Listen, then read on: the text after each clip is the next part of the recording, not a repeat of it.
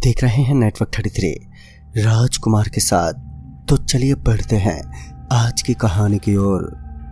दोस्तों, मेरा नाम जयेश है और मैं मुंबई का रहने वाला हूँ। यह घटना मेरे साथ आज से लगभग 8 साल पहले घटी थी। उस वक्त मेरा सारा परिवार मुंबई में शिफ्ट था, लेकिन मेरे दादा और दादी गांव में पुश्तैनी मकान में रहते थे। मेरे गांव का नाम था चंगपुरा। चंगपुरा के रास्ते पर एक ऐसा हाईवे पड़ता है जो काफ़ी डरावना और भयानक माना जाता है। मैं बचपन से ही मुंबई में रहा हूँ, इसलिए गांव के बारे में मुझे इतना कुछ मालूम नहीं था। एक दिन मुझे दादी दादा से मिलने के लिए गांव के लिए जाना था। एक बार जो मैं अपने मन में ठान लेता हूँ तो उसे पूरा किए बिना मुझे सब्र नहीं होता, और उस वक्त मुझे मेरे दादा और दादी की काफ़ी याद आ रही थी। फिर क्या था, मैंने दूसरे दिन ही गांव जाने का प्लान बना लिया और अपना सारा सामान पैक करके गांव के लिए निकलने लगा। मुंबई से मेरा गांव लगभग 58 किलोमीटर की दूरी पर है और अगले ही दिन मैं बस से रवाना हुआ, लेकिन बीच रास्ते में हमें बस ने धोखा दे दिया। पता नहीं, बस रास्ते में अचानक से बंद पड़ गई। फिर हमें पता चला कि बस का इंजन पूरे तरीके से खराब हो चुका है और अब ठीक होना बहुत ही मुश्किल है, तो हमें किसी और साधन से ही गांव के लिए निकलना पड़ेगा। उसके बाद मैं भी बस से नीचे उतरा और उसके बाद वहीं रोड पर किसी साधन की तलाश करने लगा, मगर मेरी सारी कोशिशें नाकामयाब होती नजर आई। लेकिन मेरी किस्मत अच्छी थी कि उस सुनसान रोड पर एक ट्रक ड्राइवर ने मेरे पास आकर अपनी ट्रक रोक ली। मैंने उस ट्रक ड्राइवर से पूछा, भाई साहब आप चंगपुरा जाओगे? तो वो बोला, जी हाँ। तो इस पर मैंने कहा, आप मुझे छोड़ देंगे क्या? तो उस ड्राइवर ने कहा, हाँ क्यों नहीं। तो मैं भी कहाँ पर देरी करने वाला था और मैं जल्दी से ट्रक में बैठ गया। धीरे धीरे मेरी और ट्रक ड्राइवर के बीच बातें शुरू होने लगी। बातों ही बातों में उस ड्राइवर ने मुझसे कहा, रात में ये रास्ता बिल्कुल भी ठीक नहीं होते। तो मैंने उससे पूछा, ऐसा क्या है इस रास्ते पर? मगर उसने इस बारे में कोई जवाब नहीं दिया। थोड़ी दूर आगे जाने के बाद मुझे काफ़ी ज़ोर से टॉयलेट लगी, तो मैंने उस ट्रक ड्राइवर को ट्रक रोकने के लिए कहा, मगर वह कहाँ मानने वाला था। उस ड्राइवर ने मुझे ये कहते हुए मना कर दिया कि इन रास्ते पर रात में काली शक्तियों का भयानक साया मंडराता है, मैं इस जगह पर ट्रक नहीं रोक सकता। लेकिन मेरी बहुत जिद करने के बाद आखिरकार उसे ट्रक रोकना ही पड़ा। उसके बाद मैं टॉयलेट करके वापस ट्रक में आकर बैठा, तो उस आदमी ने बताया कि इस रास्ते पर बहुत सी बुरी शक्तियों का कब्जा है। कहते हैं ये छलावे भी अहम भूमिका निभाते हैं। फिर मैंने उस आदमी से पूछा, छलावा क्या होता है? इस पर उस ड्राइवर ने बताया कि छलावा उन लोगों की आत्माएं होती हैं जो एक अलग प्रकार की शक्ति रखती हैं। वो ऐसी आत्माएं होती हैं जो कभी भी छल कपट आदि के द्वारा इंसान को खत्म कर देती हैं। वह कभी भी किसी को भी छल करके किसी को भी खत्म करने की एक अलग प्रकार की शक्ति रखती हैं। साथ ही उस ड्राइवर ने मुझे उस सड़क पर घटे बहुत सारी चीज़ों की कहानियाँ भी सुनाई। उसकी कहानियाँ काफ़ी डरावनी थी। और उसके बाद मैंने उस ट्रक ड्राइवर से कहा, तुम्हारी बनावटी कहानियाँ मुझे बहुत ही ज़्यादा पसंद आई, पर मैं इन सब चीज़ों में कम यकीन रखता हूँ। उसने धीरे से कहा, लेकिन कभी कभी हमारे आसपास ऐसी बुरी शक्तियाँ मौजूद होती हैं जिनका हमें आभास नहीं होता, लेकिन वह हमारी सारी बातें सुन रही होती हैं। उसके बाद मैं और वह ड्राइवर दोनों आगे के रास्ते की तरफ ध्यान देने लगे। उस ड्राइवर ने मुझे समझाते हुए कहा कि साहब आप शहर में रहने वाले लोग हैं, इसलिए आप इन चीज़ों पर विश्वास नहीं करते, लेकिन हम ट्रक ड्राइवर जानते हैं कि हमारा सामना कितने भयानक रास्तों और शक्तियों से होता है। फिर मैंने उस ट्रक ड्राइवर को पूछते हुए कहा, अच्छा तुमने कभी भी भूत प्रेत इन चीज़ों को देखा है या तुम ऐसे ही कुछ भी बोल रहे हो? मेरी इस बात पर वो ड्राइवर बोला, देखिए साहब, हमने ऐसी चीज़ों को अभी तक देखा तो नहीं है, लेकिन हमें पता है कि किन किन जगहों पर क्या क्या हो सकता है और कितना कुछ हो सकता है। मुझे उस ड्राइवर की बातें कुछ अटपटी सी लग रही थी।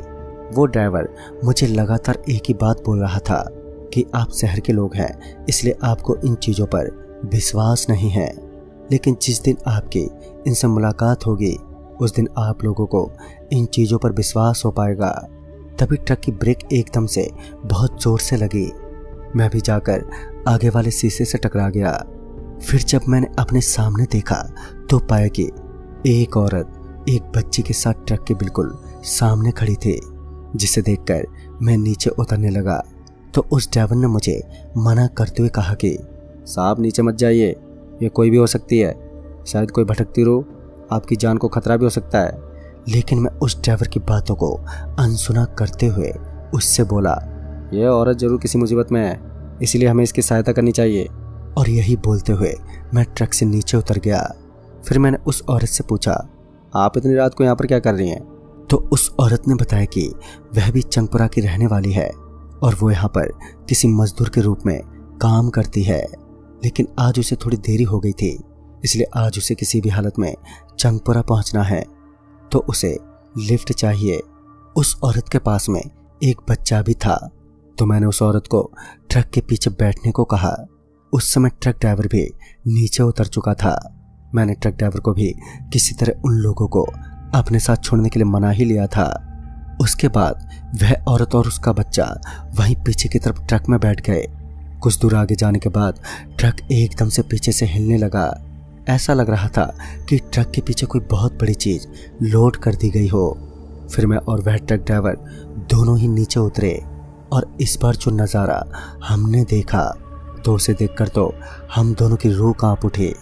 उस सर्दी के मौसम में हम दोनों के हाथ और पैर पसीने से भीग गए। दरअसल मैंने देखा कि कुछ देर पहले जिस औरत को हमने लिफ्ट दी थी, अब उसका शरीर लगभग 18 फीट लंबा हो चुका है। उसकी कद और उसकी भयानक शक्ल देखकर हमारी तो डर के मारे जान ही निकलने लगी। उसका चेहरा भी काफी कटा फटा था। उसके हाथ में जो बच्चा था अब वो मोम का पुतला बन चुका था। वह औरत अपने एक हाथ से उस ट्रक को हिला रही थी। उसका यह भयानक दृश्य देखकर हमारे तो हाथ और पैर अब जम चुके थे। उसके बाद हम लोग सीधा ट्रक के आगे की तरफ भागने लगे, लेकिन तभी एक और भयानक नज़ारा हमारी आंखों के सामने प्रस्तुत था। दरअसल इस बार वो ट्रक ही हमारा पीछा करने लगा। हमें लगा कि आज ये ट्रक और यह शैतानी शक्ति हमें कुचलकर ही दम लेंगी। हम दोनों भागते हुए एक जगह पर पहुंचे जहां घोर सन्नाटा पसरा था। हम लोग एक पेड़ के पीछे छुप गए और भगवान का नाम जपने लगे। हम बहुत खौफ में थे कि तभी अचानक से वो पेड़ ही एकदम से नीचे गिर पड़ा और उसके साथ ही पेड़ के गिर जाने के बाद कुछ लोगों का एक समूह दिखा। अब हम समझ चुके थे कि ये सभी के सभी प्रेत हैं। तभी वो ट्रक ड्राइवर जो मेरे साथ में था, उसे पता नहीं किसी ने पीछे से खींच लिया और वो चीखता हुआ एक और जाने लगा। मेरी भी कुछ समझ नहीं आया। मुझे अब कहीं भी कोई भी दिखाई नहीं पड़ रहा था।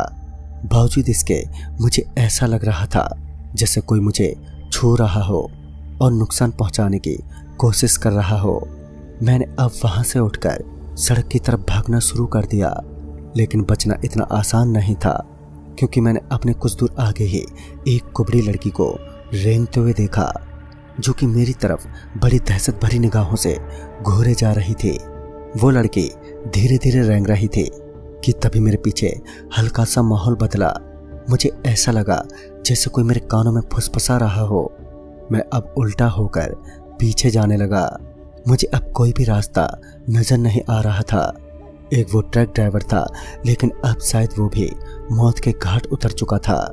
मैं तेजी से बढ़ रहा था, लेकिन उसी वक्त अचानक से मेरी आंखों के सामने बहुत धुआं निकलने लगा, जिस कारण आंखों में बहुत जलन और अंधेरा सा महसूस होने लगा। लेकिन उसी धुंध ने मुझे एक रास्ता दिखा दिया जो मुझे बचा सकता था।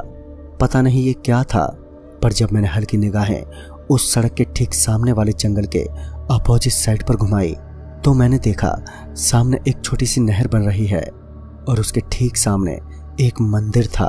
अब मुझे रास्ता मिल चुका था, पर मैं वहां पर पहुंचता कैसे?